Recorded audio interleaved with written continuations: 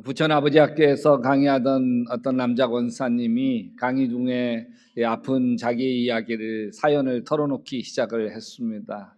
딸이 대학교도 잘 다니고 밝고 친구들과도 잘 어울리고 정말 예쁘고 사랑스러운 딸이 갑자기 모든 학교도 버리고 친구도 끊고 그리고 아르바이트 다 끊고 자기 방에 딱 틀어박혀 앉아서 아무것도 하지 않는 거.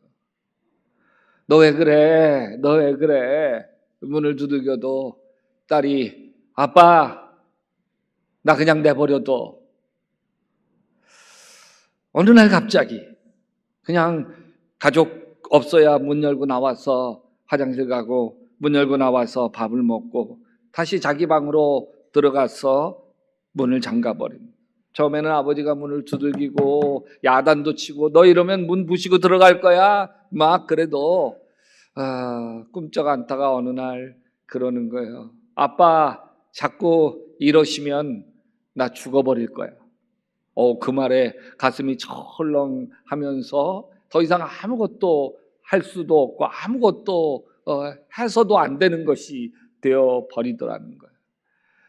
그래서 이게 방문을 잠고 딸아, 내가 아무리 그래도 아빠는 너를 포기하지 않아. 절대 너를 포기하지 않아. 아빠가 너를 너무너무 사랑해. 사랑한다네 딸아.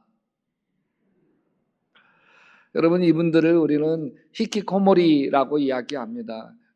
은둔 고립 청년 이렇게 이야기하는데, 이런 히키코모리가 6개월 이상 모든 친구 관계 또 사회적 관계 또 이런 것들을 다 포기하고 방에만 가두어져 있는 상태 6개월 이상이 지나면 이분들이 히키코모리구나, 은둔 고립 청년이구나 이렇게 이해합니다. 그런데 이게 작은 수가 아니에요. 우리나라만 해도 54만 명이 이런 은둔 고립 청년이라는 거예요. 그러니까 청년 수로 이야기하면 4% 정도의 청년이에요. 100명이면 한 4명 정도가 그렇게 살고 지내고 있습니다. 여러분, 오늘 이 단어 히키코모리라는 단어를 들으면 나와 상관이 없는 특별한 사람들의 이야기라고 느낄 수도 있습니다. 하지만 정말 그럴까요? 가정에서 웃고 있지만 외롭지 않으세요? 교회에서 사람들과 섞여 있지만 외톨이 같지 않으세요? 또 사람들 속에 있지만 나는 보이지 않는 투명 인간 같다고 느끼는 사람 혹시 없으세요? 이렇게 숨고 싶은 마음은 상처를 받았을 때, 그때 본능적으로 웅크리게 되는 우리 인간의 속성입니다. 이런 은둔 고립 청년들 마음속에는 이런 고백이 숨어 있습니다. 사람이 무서워요. 상처받고 싶지 않아요. 나는 아무 쓸모없는 것 같아요. 드러나면 더 아플까 봐 두려워요. 그냥 방 안이 편하고 안전해요. 여러분, 이분들은 게을러서 숨는 게 아닙니다. 또 자기 인생에 무책임해서 숨는 것도 아닙니다. 부모에게 반항하는 것 그것만으로 숨는 것도 아닙니다. 겁이 나는 거예요. 더 상처받을까 봐, 더 아플까 봐 겁이 나는 거예요. 어떤 청년이 이렇게 얘기해요. 나는 세상이 무서워 방으로 숨어들었습니다. 그런데 어느 순간 나 자신이 더 무섭다는 걸 알았습니다. 방을 못 나간 게 아니라 내가 방을 안 나간 것이 아니라 마음에서 못 나가고 있는 것이었습니다. 히키코모리에 대해서 얘기하면 우리는 흔히 이렇게 말합니다. 저 청년은 연약해서 그래. 의지가 약해서 그래. 여러분, 오늘 말씀에 다윗도 숨고 싶었습니다. 다윗도 마음이 무너지고 두려움에 떨고 도망치고 싶어 했던 사람입니다. 4절 한번 읽어볼까요? 내 마음은 진통하듯 뒤틀려 찢기고 죽음의 공포가 나를 엄습합니다. 여러분, 이게 심리적 은둔의 출발점이에요. 단순한 스트레스가 아닙니다. 견딜 수 없는 압박이 가슴을 조이고 호흡이 막히고 마음이 뒤틀리고 가슴이 내려앉는 상태입니다. 이어서 5절 이렇게 얘기해요. 두려움과 떨림이 나에게 밀려오고 몸서리치는 전율이 나를 덮었습니다. 이거예요. 여러분, 정확하게 현대 언어로 표현하면 공황장애입니다. 다윗이 용사였어요. 장군이었어요. 하지만 누구보다도 연약한 사람이었습니다. 여러분, 바로 다음 구절에서 다윗은 히키코모리의 마음을 정확하게 드러냅니다. 6절 같이 읽어봅시다. 나에게 비둘기처럼 날개가 있다면 그 날개를 활짝 펴고 날아가서 나의 보금자리를 만들 수 있으련만. 보금자리, 운둔자가 숨어 들어가는 곳입니다. 아무도 나에게 다가올 수 없는 곳, 세상이 나를 공격하지 못하는 곳, 여기만이 안전한 곳, 이게 보금자리입니다. 7절은 다 이렇게 얘기해요. 내가 멀리 멀리 날아가서 광야에서 머무를 수 있으련만. 광야, 사람이 없는 거예요. 관계가 없는 거예요. 비난의 소리도 없는 곳, 부담과 책임도 없는 곳, 그저 혼자만 있고 싶은 곳, 이곳이 광야입니다. 그리고 8절, 광풍과 폭풍으로 피할 은신처로 서둘러서 날아갈 수 있으련만. 이 은신처, 현대 언어로는 어두운 방입니다. 침대입니다. 이불 속입니다. 스마트폰입니다. 닫힌 커튼입니다. 그곳에서 우리는 숨습니다. 그리고 우리 마음은 이렇게 말합니다. 여기 있으면 안전해. 누구도 나를 건드리지 못하니까. 여러분, 누군가 던진 말 한마디에 속이 무너질 때 없으셨습니까? 믿었던 사람에게 상처받아서 괴로웠던 적 없으십니까? 교회에서 오해를 받아서 정말 힘겨웠던 적 없으십니까? 이때 다윗의 심정이 되어집니다. 그냥 숨어버리고 싶다. 여러분, 더욱이 히키코모리의 가장 큰 원인 중에 하나는 가까운 사람에게 받는 상처입니다. 다윗도 그랬습니다. 나를 비난하는 자가 차라리 내 원수였다면 내가 견딜 수 있었을 것이다. 그러나 같이 읽어봅시다. 그런데 나를 비난하는 자가 바로 너라니, 나를 미워하는 자가 바로 내 동료, 내 친구, 내 가까운 벗이라니. 여러분, 조크로 들으시기 바랍니다. 옆 사람에게 바로 너라니.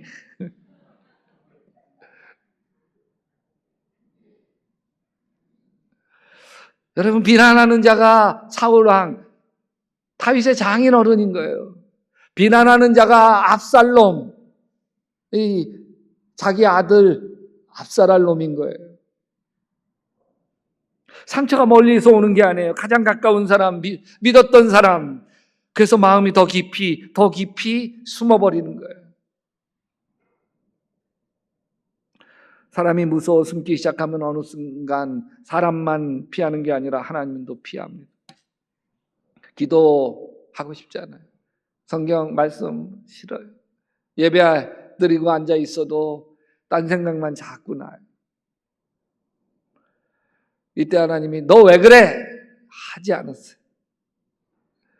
우리의 마음의 문 다구치지 않았어요.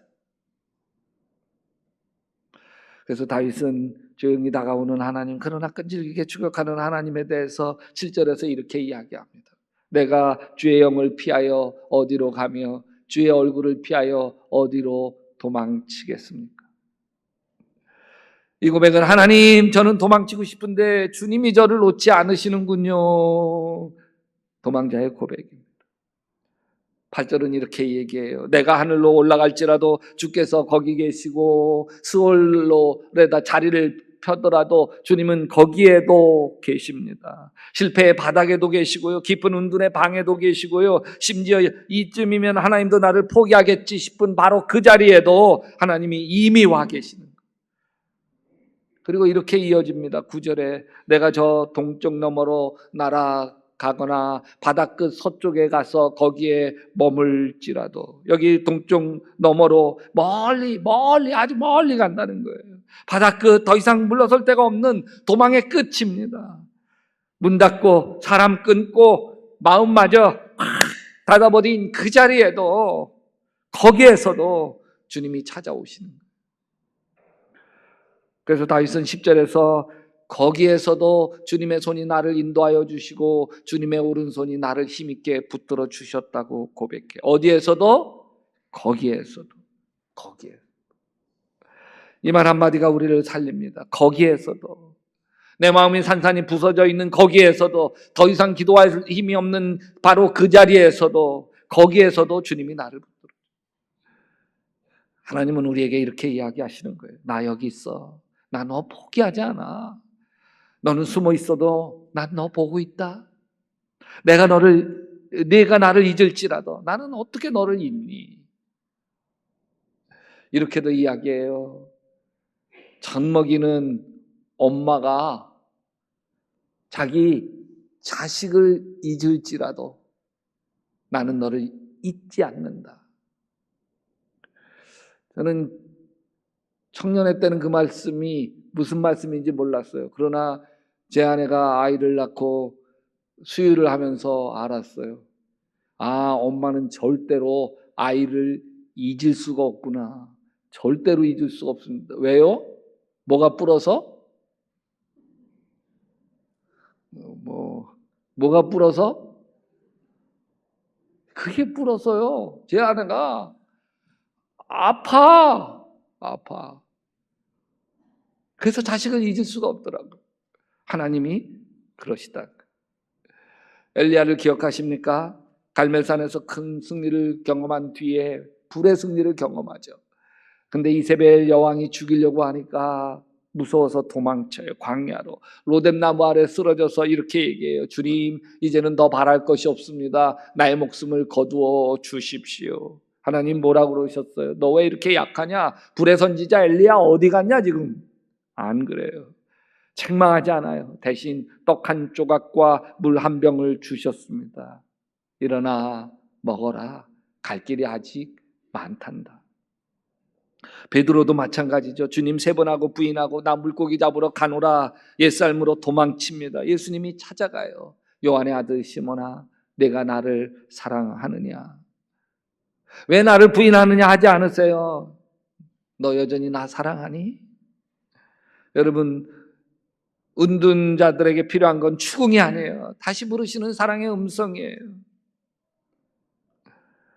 그럼 우리는 은둔자, 은둔 고립 청년 이렇게 이야기하기도 하고, 본인들은 은둔 5년 또는 10년 이렇게 있다가 거기에서부터 빠져나오게 된 은둔 고립 청년들이 자기를 이렇게 표현하더라고요. 따라서 합시다. 은둔 고수. 고수래, 은둔 고수들. 그 은둔 고수들 어떻게 해야 할까? 끌어내는 게 아니에요. 억지로 문 열게 하는 게 아니에요. 그냥 문 앞에서 기다리는 거예요. 교회 너 왜 안 나오냐? 너 왜 안 바뀌냐? 아니에요. 우리 여전히 여기 있다. 내가 문 열 수 있는 날까지 우리는 포기하지 않고 내 문 앞에 있다.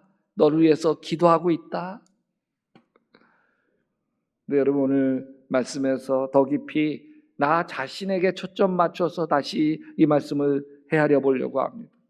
나는 어떻게 해야 이 숨어버린 마음, 내 마음의 히키코모리에서 다시 하나님께로, 다시 사람에게로, 다시 나다운 나에게로 돌아갈 수 있을까? 자신을 어떻게 회복할 수 있을지 구체적인 5가지 나누려고 합니다. 이거는 은둔 고수들에게 필요하기도 하지만 겉으로 웃고 있지만 속으로 이미 숨어버린 나 자신 여러분에게도 필요한 말씀입니다. 첫째는 감정을 숨기지 말고 하나님께 있는 대로 말하십시오.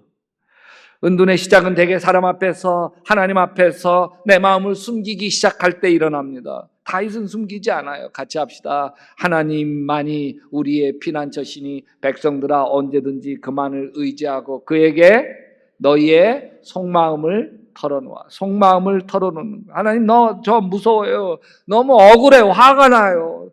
사람이 싫어요. 싫어. 상처가 아파요. 다시 상처받을까 봐 나도 숨고 싶습니다. 다윗은 감정을 숨기지 않습니다.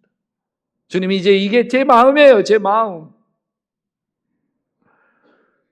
베드로 사도는 여러분의 걱정을 모두 하나님께 맡기십시오. 하나님께서는 여러분을 돌보고 계십니다. 이야기에 맡기라는 건 던져버리라는 거예요. 던져버리라. 손에 꽉 쥐고 있던 두려움 하나님께 던져버리라는 거예요. 혼자 품고 있던 분노, 미움, 원망 던져버리라는 거예요.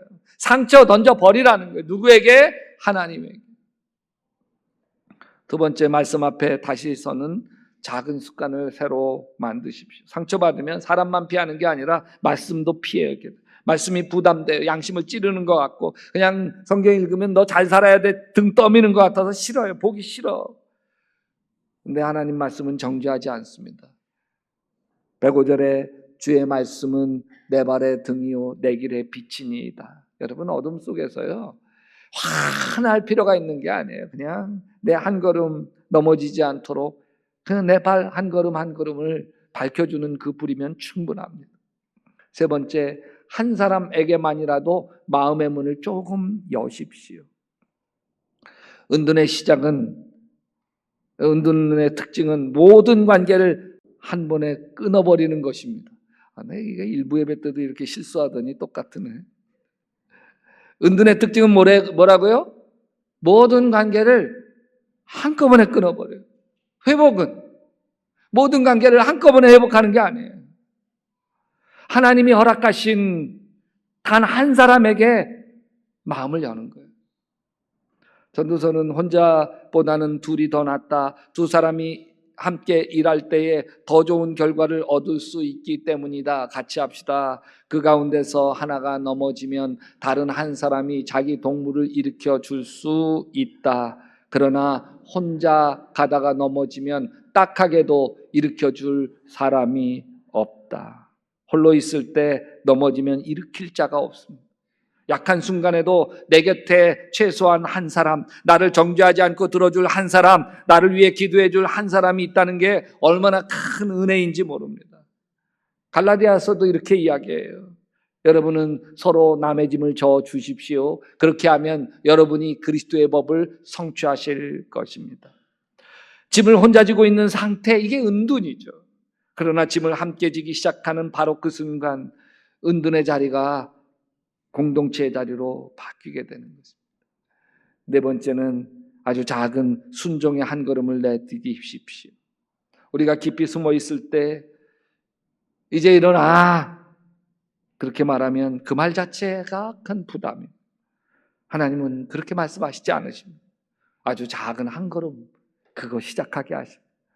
탕자의 비유를 보면 아버지를 떠나서 완전히 무너졌던 아들이 돌아오게 된 출발, 거창한 회개 기도가 아닙니다. 단 하나 생각, 내가 일어나 아버지께 돌아가서 이렇게 말씀드려야 하겠다. 아버지, 내가 하늘과 아버지 앞에 죄를 지었습니다. 일어나 아버지께로 돌아가서, 이게 시작인 거예요. 이 작은 시작이 결단이 회복의 문을 연 거예요. 상처로 굳어있는 우리의 마음 속에, 여러분, 어떤 청년의 이야기처럼 내가 안 나간 줄 알았더니, 내가 못 나가는 줄 알았더니 내 마음이 닫혀져 있어서 내 마음을 내가 열 수 없어서 못 나가고 있더라. 여러분, 그래, 한번 예배 자리에 가볼까? 그래, 말씀 한 장 읽어볼까? 이 작은 아름다운 한 걸음을 내딛게 되시기를 바랍니다. 다섯 번째, 다시 부르시는 하나님 사랑 안에 머무르십시오. 여러분, 회복의 가장 깊은 자리는 여전히 하나님이 나를 사랑하고 있다고 하는 확신입니다. 여러분, 3번 부인하고 도망쳤던 베드로에게도 내가 나를 사랑하느냐, 내가 나를 사랑하느냐, 내가 나를 사랑하느냐, 이렇게 베드로에게 3번이나 같은 질문을 하시면서 실수와 배신의 기억 위에 새로운 사랑의 고백으로 완전히 덮어주십니다. 내가 주를 사랑하는 줄 주께서 아시나이다. 내가 주를 사랑하는 줄 주께서 아시나이다. 내가 주를 사랑하는 줄 주께서 아시나이다.